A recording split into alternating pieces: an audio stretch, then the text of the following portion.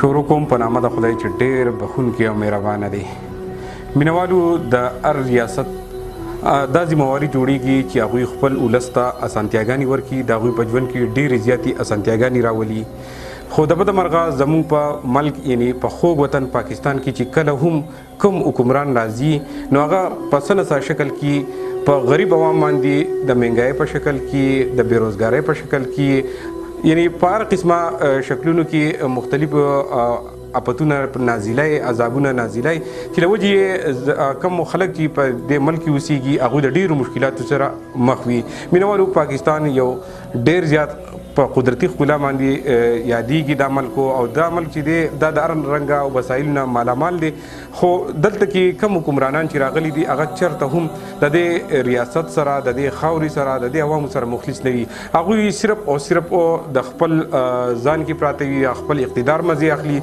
مینوالو موجوده ټایم کې کم حکومت چې راغلی دی تاسو ته څنګه معلومه ده مهنګایي راغلې ده. دا مهنګایي هغه توپان چې دی هغې هر انسان په لپیټ کې راایستی دی. مهنګایي هغه توپان او هر څه چې متاثر شوي دي هغه په خپل ځای باندې.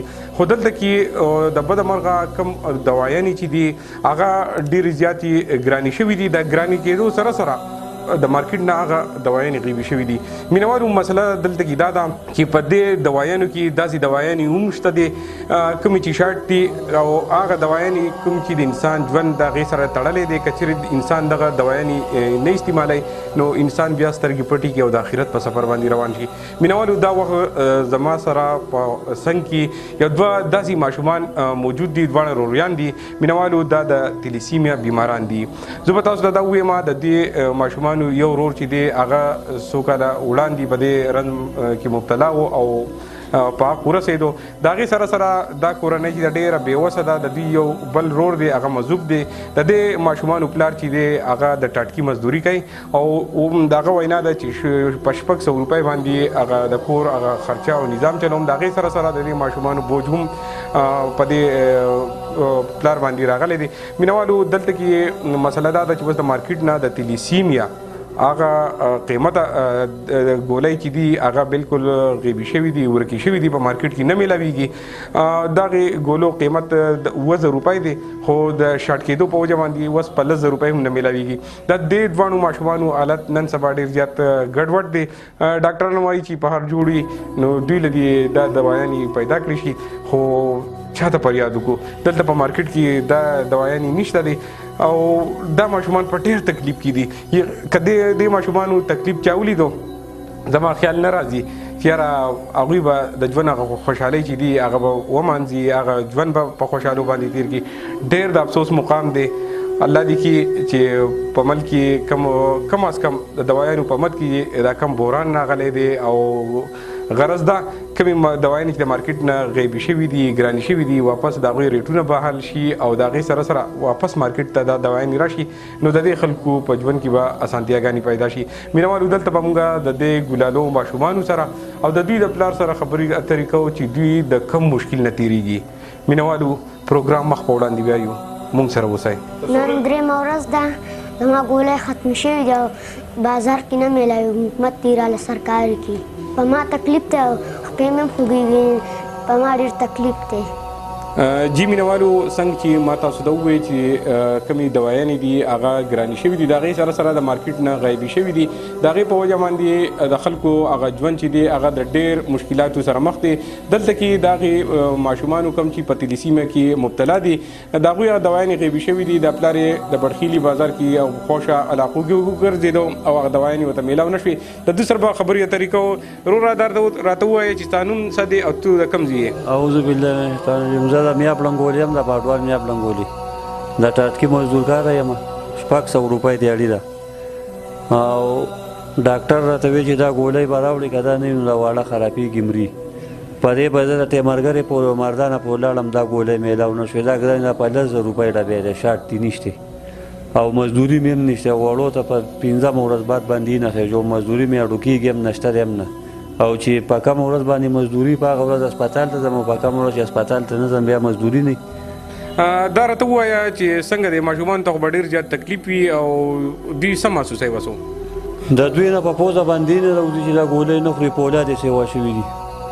او چې دا په 2-3 ورځو کې دا ګولۍ میلاو نه شوې بس دا ماشومان زما نه خرابېږي او 10-12 کاله ما منډه تړله ووهله خو نور بس د منډې نه پرېوتی یم دا راته ووایه چې ستا نور روریانو خواوشا کې کوم غټان خلک دي څنګه ستا سره کومک کوي او که نه کوي نه نه هېڅوک را سره هم کومک نه کوي زما نور وروڼه هم نشته دی یو کس یم او خویندې مې دي پلار هم مړ دی او مور هم ژوندی ده نور چا کې دا بیماري نشته زموږ په خاندان کې نشته دا بیماري بغیر زموږ نه د دې نه یو مړ دی په روز کار بل کار یو دا 2 کسان دی په دوی بچ هغه بل دی هغه مذوب دی هغه هم د دنیا دلته نه دی خبر دا د الله پاک امتحان په مونږ هم دی او په د پاکستان په دې ټول قوم باندې هم دی چې په دې سړي باندې څه تېرېږي او مونږ یینو اوس ما ته نن د دې ګولو ضرورت دی او دا ماشومان زما نه خرابېږي تاسو یې ډېر په تکلیف کې دي دردونه پرې راځي دا ګولۍ دي د دې 10,000 روپۍ قیمت دی څومره نومې دی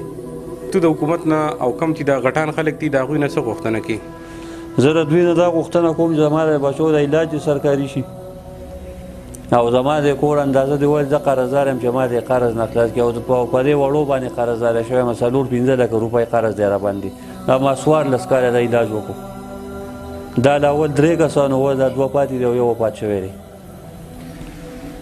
جی مینوالو یقینا چې دې خلکو ته دا دوايانې نه میلاویږي د دوی ژوند ډېر د مشکلاتو او پریشانو سره مخ شوی دی دا پلار عجز وایي چې 4-5 لکه روپۍ د بچو په علاج باندې قرضداري شوی یم خو تر اوسه پورې کم چې حکمرانان دي یا غټان خلک دي هغوی د دې کورنۍ سره څه قسمه ښېګړه نه ده کړې او د دوی هغه ژوند چې دی هغه نور هم مشکلاتو سره مخ شوی دی دا وخت دا کورنۍ چې دا ګل باچا کم چې دا مزدورکار دی د حکومت نه دا غوښتنه کوي چې په پوري توګه دي کم از کم د دې ماشومانو د ژوند د بچ کولو لپاره دا ګولۍ به زر د زره مارکیټ کې د دې حاضري یقیني کړي چې د دې ماشومانو هغه تکلیف چې دی هغې کې کموت راشي د بده مرغه دلته کې حکمرانان دې اړخ ته بالکل پاملرنه نه کوي د دې سره سره به زه تاسو ته دا ووایم چې کم د زړه بلډ پریشر شوګر او د مختلفو خطرناکو ناروغو کم دوايانې دي هغه په مارکیټ کې نشته دي خلک تیتر بیتر ګرځي خو تر اوسه پورې چا د هغوی فریاد نه دی اورېدلې